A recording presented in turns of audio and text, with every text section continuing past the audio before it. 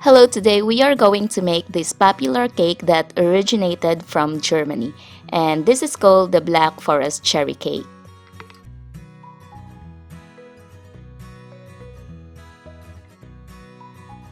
And here are the materials that you need. So take your dark brown clay and create a log as big as this. This is around 3 centimeter long and this is already pre-baked. So go ahead and pre-bake the chocolate log and set it aside. We will be using it much later. Take your conditioned white clay and flatten it using a rolling pin. You can flatten it until 2 millimeter thick. Use a cookie cutter, or in my case, I am using a Fimo template and ruler. I used the second smallest circle to trace and cut the clay. I made 2 of them and removed the excess clay and set the 2 layers aside. Just like the white layer, prepare the brown clay by flattening it using a rolling pin. Then, using the same template size, trace and cut the brown clay and make 3 of this. Remove any excess clay.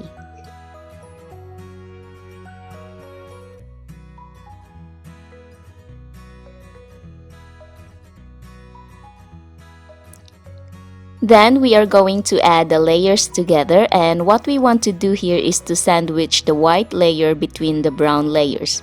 The white clay will be the frosting or the filling of the cake. Try rolling the side of the cake to make it a little bit even, not necessarily 100% even, because we will add frosting later. Next, I divided the cake by adding lines on top before cutting a piece. Then I separated the sliced piece.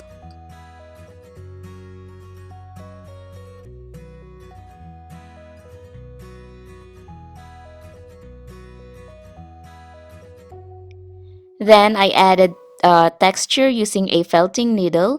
You can also use cocktail stick for this. For the texturing part, I only textured the brown part, leaving the white layer smooth. Now this is something important to remember. If you think the white clay is much thicker than the brown clay, you can make it slightly thinner by pushing the brown clay towards the white clay direction, like what I am doing right now.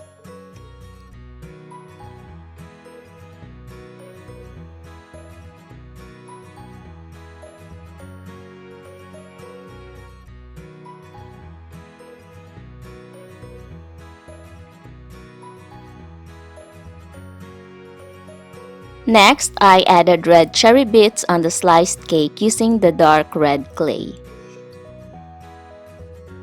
After I added texture and red clay on the sliced cake, I then applied the same step on the inner side of the remaining cake.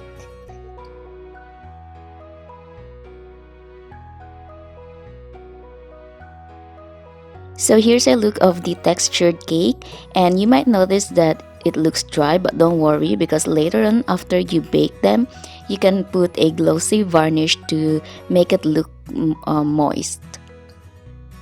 Take your dark green clay and roll it to a very thin snake, and then cut them to about 5 to 6 millimeters. Using a cocktail stick, slightly curve some of the stems to make it look realistic when we stick it on the cherry. Then pre-bake the stems and the cake together.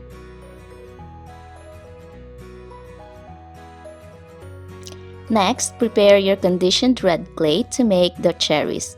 Roll the red clay to a log and cut it to smaller pieces. Then roll it to a ball.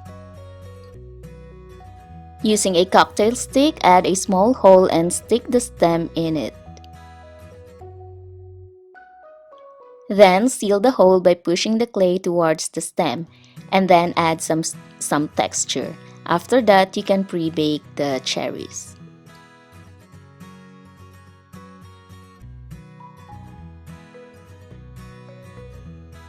I wasn't so sure if you could see the frosting, so I am going to use a magnifying glass to capture the details, and I hope you can see it.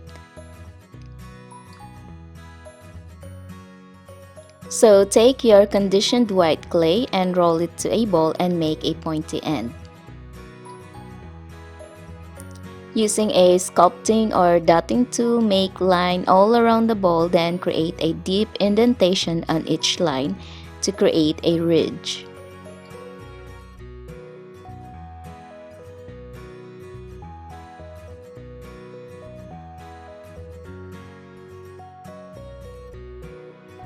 And from here, you can create the swirl frosting by pushing the upper ridge towards the right and the lower ridge to the opposite direction. For me, it's like shaping a letter S on each ridge. Just remember to push each line to the same direction. If you are going to the right, then keep everything going to the right.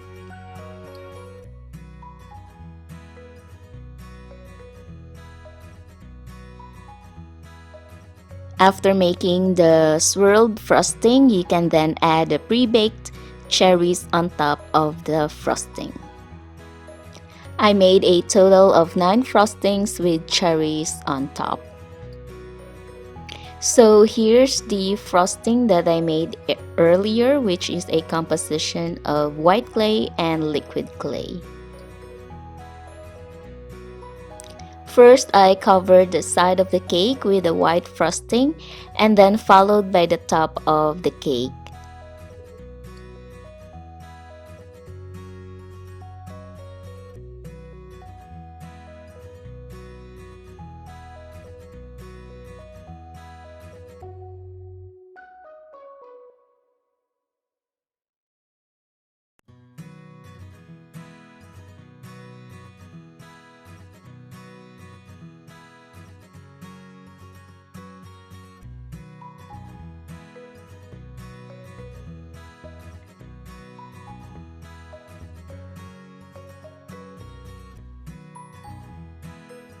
Remember the dark brown clay you baked earlier? We are going to use it now. So use your crafting knife to make the chocolate shavings.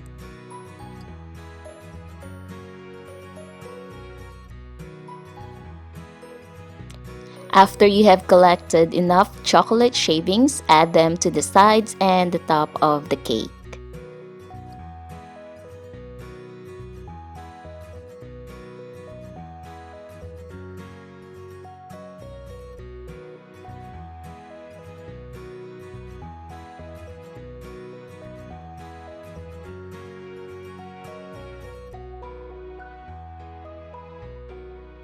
Then lastly, add the cherry toppings on top of the cake and then bake them completely and let it cool.